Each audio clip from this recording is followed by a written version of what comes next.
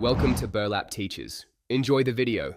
Start by reading the supplement facts and ingredient list on the bottle. Note EPA and DHA amounts in milligrams per serving. For example, 500 mg EPA and 300 mg DHA, and total omega-3 content.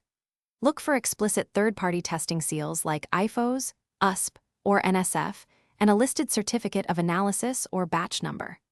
Verify production and expiration dates and any storage instructions. An expiration within 12 to 24 months indicates fresh manufacture and proper turnover in the supply chain.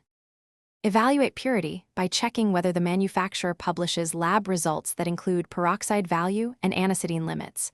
Low peroxide and aniseidine readings mean lower oxidation. Confirm heavy metal testing specifically for mercury, lead, cadmium, and PCBs. Reputable brands list limits and lab sources.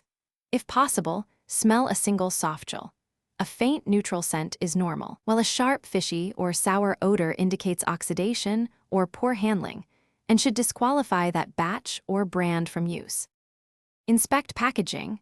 Dark glass or opaque, airtight bottles and blister packs protect oil from light and oxygen. Store according to label directions.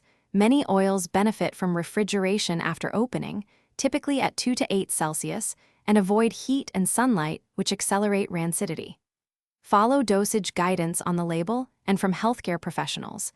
Typical maintenance doses range from 250 to 1,000 mg combined EPA plus DHA, while therapeutic plans may use 1,000 to 3,000 mg daily, adjusted for individual needs and under supervision.